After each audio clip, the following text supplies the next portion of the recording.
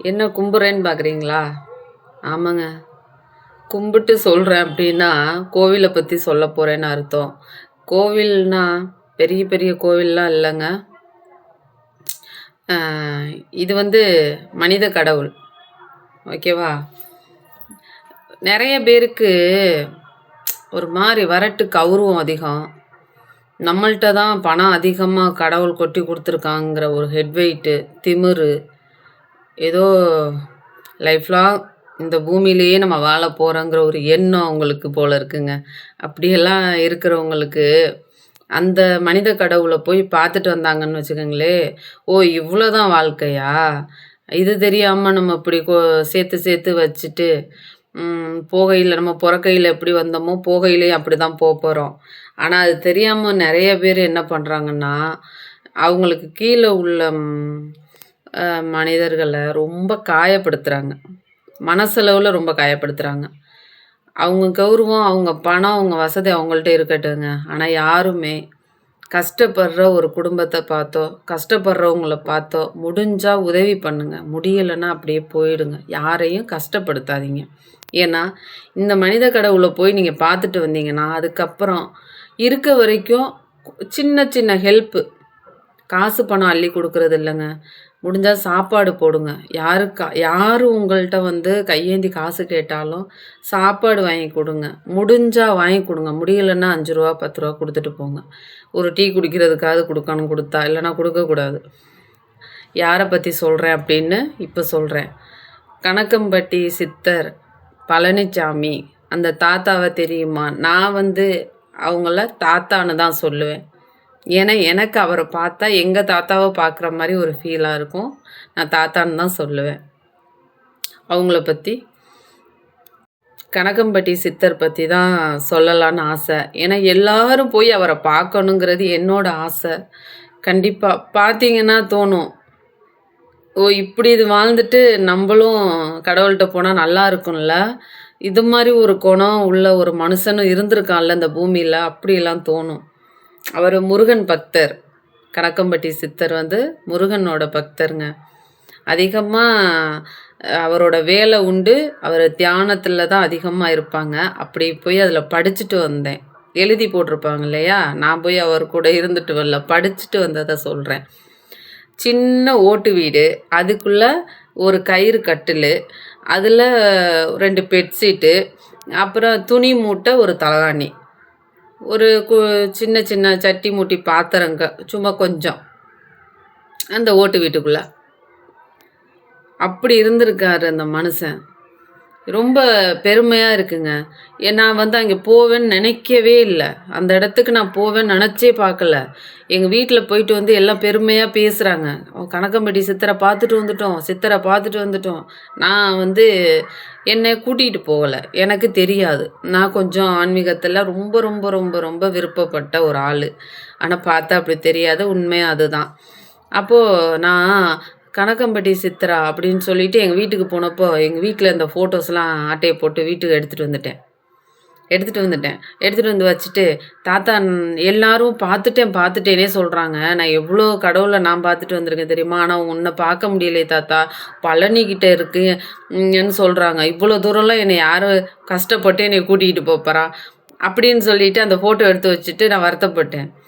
ஆனால் எப்படியும் என்னை ஒரு 15 நாள் தான், 15 நாளுக்குள்ளே எங்கள் வீட்டில் இன்னொரு டைம் போகிறாங்க. அவரை பார்த்துட்டு வந்துட்டு அடுத்து மறுபடியும் போகிறாங்க. அம்மா வீட்டில் போக ஆரம்பித்தாங்க. எப்படின்னா அந்த காரில் ஒரு 7 பேர் உட்காரலாம், அதில் ஒரு ஆள் குறையுது. அந்த காருக்குள்ளே உட்கார்றதுக்கு ஒரு ஆள் குறையுது, நீ வர்றியா அப்படின்ட்டு கேட்குறாங்க. எனக்கு சந்தோஷம் தாங்கலை. ஏன்னா கணக்கம்பட்டி சித்தரை பார்க்குறதுக்கு என்னை கூப்பிட்றாங்களே, நான் போகாமல் இருப்பேனா? பதறி அடித்து அங்கேருந்து ஒரே தட்டு தம்பிக்கு ஸ்கூலில் லீவு போட்டுட்டு பிள்ளைய கூட்டிகிட்டு கிளம்பி போயிட்டேன். எனக்கு சந்தோஷம் தாங்கலை.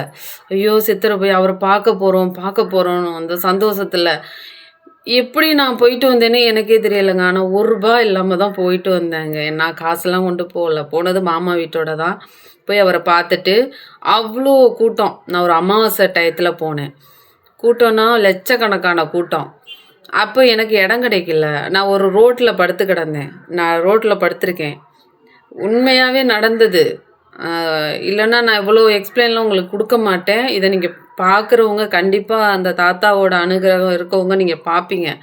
ரோட்டில் படுத்துட்டு சொல்கிறேன், 1,00,000 பேர் உன் பக்கத்தில் வந்து உட்காந்துட்டாங்க தாத்தா. எனக்கு இடமே இல்லை. நான் ரோட்டில் படுத்திருக்கேன். ஆனால் நான் தூங்கிட்டேன் அப்படின்னா நான் மாத்திரை வேற போட்டுட்டேன். எனக்கு உடம்பு சரியில்லைங்கிறனா மாத்திரை போட்டேன். நான் தூங்கிட்டேன்னா என்னை பார்த்துக்கோ அப்படின்னு சொல்லிட்டு படுக்கிறேன். படுத்து எப்படியும் ஒரு 1/2 மணி நேரம் அந்த ரோட்லேயே நடு ரோட்டில் படுத்து தூங்கிட்டேன். தூங்கிட்டு டக்குன்னு எழுந்திரிச்சிட்டு ஒரு கொஞ்ச நேரம் தன்னை மீறி தூங்கி எழுந்திரிச்சு பார்க்குறேன்.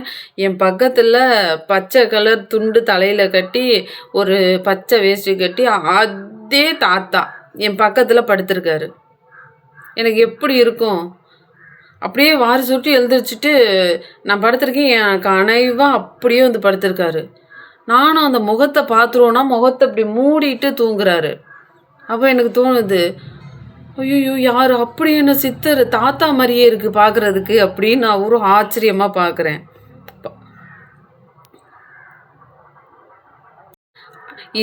இந்த சம்பவத்தை ஏன்னா அம்மா மாமா தம்பி எல்லாம் வந்திருக்காங்க. எல்லாம் அக்கம் பக்கமாக காணும். அவங்கள கூப்பிட்டு இவரை காட்டணும் அப்படின்னு சொல்கிறப்ப இப்படி போயிட்டு இப்படி வர்றதுக்குள்ளே காணும். எப்படி இருக்கு எனக்கு? அப்போ நம்ம இதை சொன்னால் நம்ப மாட்டாங்களே. அப்போ அவங்கள்ட்ட காமிக்கணும்ல. நான் போயிட்டு வரேன் காணும். அழுதுட்டேன் உட்காந்தாங்கன்னே. ஒரு 5 நிமிஷம் அழுதுட்டேன். ரொம்ப கஷ்டமாக இருந்தது. நம்ம நினச்சோம். ஆனால் இந்த 2,00,000 பேர்லேயும் நம்மளே அவங்க நினச்சிருக்காங்கல்ல அப்படிங்கிற ஒரு சந்தோஷம் என்னால் தாங்க முடியலை.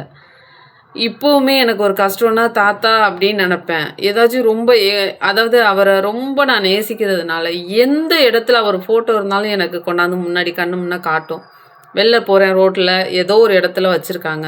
ஜவுளி கடையில் வச்சுருக்காங்க, நகை கடையில் வச்சுருக்காங்க, மளிகை கடையில் வச்சுருக்காங்க, ஒரு மெடிக்கலில் வச்சுருக்காங்க. அவரோட ஃபோட்டோஸ் எங்கே இருந்தாலும் எனக்கு அதை உடனுக்குடனே கண்ணுக்கு காட்டும். அவ்வளோ ஒரு சக்தி வாய்ந்த அந்த சித்தருங்க. என்ன வரம் கேட்டு நீங்கள் போய் அங்கே நின்னாலும் அது கண்டிப்பாக நடக்கும். அப்படிப்பட்ட ஒரு ஆள் தான். நீங்கள் அந்த இடத்தையெல்லாம் போய் பார்த்துட்டு வந்தீங்கன்னா நான் உங்களுக்கு சொல்ல வேண்டியதில்லை. நான் சொன்ன ஒரு நாள் பார்த்துட்டு வந்ததில் நான் இவ்வளோ சொல்கிறேன் அப்படின்னா நீங்கள் பார்த்துட்டு வந்துட்டு நீங்கள் என்ன அதில் புதுசு புதுசாக அங்கே பார்த்தீங்க. தாத்தாக்கிட்ட டெய்லி அன்னதானம் உண்டு. அவர் ஒரு டயத்தில் அவரை ஒரு மெண்டல் அப்படின்னு சொல்லி கடத்தெருக்குள்ளே கூட வர விட மாட்டாங்களாங்க. கடத்தெரு பக்கமே வர விடாங்க. கல்லை விட்டாலாம் எறியுவாங்களாம். அப்படிலாம் நடந்திருக்கு. ஆனால் அவர் இன்னைக்கு இவ்வளோ பெரிய கடவுளாக இருப்பாருன்னு அவங்களுக்கு தெரிஞ்சிருக்காது. இப்போ நினச்சி பார்ப்பாங்கல்ல, நம்ம அவரை ஒரு பைத்தியம்னு சொன்னோம், மெண்டல்னு சொன்னோம், அவரை நம்ம கடைக்கு வர விடாமல் விரட்டணும். இன்றைக்கி அவர் அவ்வளோ பெரிய ஆளாயிட்டார், முருகனுக்கு சமமாக இருக்கார் அப்படிங்கிறது பெருமையாக இருக்குது. அந்த லைனில் நிற்கிறப்போவே ஒவ்வொருத்தவங்களும் ஒவ்வொரு அனுபவத்தை சொல்கிறாங்க. கேட்குறதுக்கு அவ்வளோ ஒரு ஆர்வம், இன்ட்ரெஸ்டாக இருக்குது. ஐயா எனக்கு இதை செஞ்சாங்க, அதை செஞ்சாங்க, அவங்க அப்படி ஆனதுக்கு காரணம், அவ்வளோ வசதி ஆனதுக்கு காரணம் தாத்தா தான், அவர் தான், ஐயாவை தான் சொல்கிறாங்க. பெரிய பெரிய நடிகர்கள், சினிமா நடிகர்கள் எல்லாருமே அங்கே வந்து ஒரு 1/2 மணி நேரம் உட்காந்து அவர்கிட்ட தியானத்தில் வேண்டிட்டு தான் போகிறாங்க. அவங்களுக்கும் நினச்ச காரியம் நிறைவேறுது. அங்கே அன்னதானம் சாப்பிட்டு வர்றது அவ்வளோ நல்லது. பழனி போகிற வழியில் 6 கிலோமீட்டர் டிஸ்டன்ஸில் தான் இருக்குது. எப்போ பழனி போனீங்கன்னாலும் இல்லை அந்த வழியில் போனீங்களாலும் சித்தரை அந்த தாத்தாவை கண்டிப்பாக பார்த்துட்டு கும்பிட்டுட்டு வாங்க. நான் பார்த்தேன், எனக்கு பிடிச்சிச்சு. நான் வந்து நீ நினச்சா நான் இருப்பேன் அப்படின்னு நான் வந்து கண்ணால் பார்த்ததுனால சொல்கிறேன். அந்த சித்தரை பார்த்ததுக்கப்புறம் நமக்கு யாருக்குமே அந்த பெரிய திமிரு, அந்த ஒரு கெட்ட எண்ணங்கள், அடுத்தவங்களுக்கு எதுவும் செய்யக்கூடாது, அவங்க மனசை நோகடிக்கணும், அந்த மாதிரி உள்ளவங்கெல்லாம் தயவு செய்து அங்கே போயிட்டு வரணும் அப்படின்னு நான் நினைக்கிறேன். ஏன்னு கேட்டிங்கன்னா, நிறைய பேர் இப்போல்லாம் உதவி செய்கிறதுக்கெல்லாம் யாருமே இல்லைங்க. ஒருத்தவங்கள குறை பேசுகிறதுக்கு தான் இப்போ நிறைய பேர் இருக்காங்க. எனக்கு தெரிஞ்சு அந்த சித்தர் வந்து இந்த மாதிரி எண்ணங்கள் உள்ளவங்கள கண்டிப்பாக அவர்கிட்ட போய் வர வைக்கணும்னு நான் ஆசைப்பட்றேன், உண்மையாகவே. சித்தரை போய் பார்த்துட்டு, கணக்கம்பட்டி சித்தர், பழனிச்சாமி தாத்தாவை போய் பார்த்துட்டு, அந்த ஐயாவை பார்த்து அவரோட கட்டில தொட்டு கும்பிட்டு ஆசீர்வாதம் வாங்கிட்டு, அவங்க என்னென்ன அவர் செஞ்சுருக்காரு அப்படின்னு. போகையில் அவருக்கு கண்டிப்பாக 10 ரூபா ஜூஸும் பண்ணு போயலை இது 3 வாங்கிட்டு போங்க. அதுதான் தாத்தா விரும்புகிறது. அது மட்டும்தான், பெருசாக ஒன்றுமே கிடையாது. அவங்க சாப்பிட்ட 3 பொருள்னால் இதுதான். டீ, 5 ரூபா பண்ணு, 10 ரூபா ஜூஸு. அவரோட லைஃப் எப்படி இருந்திருக்கு, இன்றைக்கி அவர் என்ன நிலமையில் இருக்கார், எந்த உச்சக்கட்டத்தில் இருக்கார் அப்படின்னு மட்டும் பாருங்கள். ரொம்ப ரொம்ப ரொம்ப ரொம்ப சந்தோஷமாக இருக்கும். அந்த வீட்டுக்குள்ளே என் ஹைட்டுக்கெலாம் அந்த வீட்டுக்குள்ளே உள்ளே போக முடியலை. கீழே இப்படி 2 கையும் ஊனி தான் உள்ளே போயிட்டு அந்த கட்டிலை பார்த்துட்டு நான் அதில் படுத்துக்குவோமான்னு வந்துச்சு. என் கஷ்டத்துக்கு என் கவலைக்கு அந்த தாத்தாவோட கட்டில் அவர் தோளில் போட்டுட்டு ஒன்று தெரிவார் இல்லையா, அதான் தலகாணி மாதிரி வச்சுருக்காங்க. ரொம்ப ரொம்ப ரொம்ப மனசுக்கு நிம்மதி கொடுக்கும். ஐயாவை போய் பார்த்துட்டு வாங்க. தேங்க்யூ. பிடிச்சிருந்தா சித்தரோட ஒரு நாள் போயிட்டு வந்த பயணத்தை தான் நான் சொல்லியிருக்கேன். பிடிச்சிருந்தா லைக் பண்ணுங்கள்.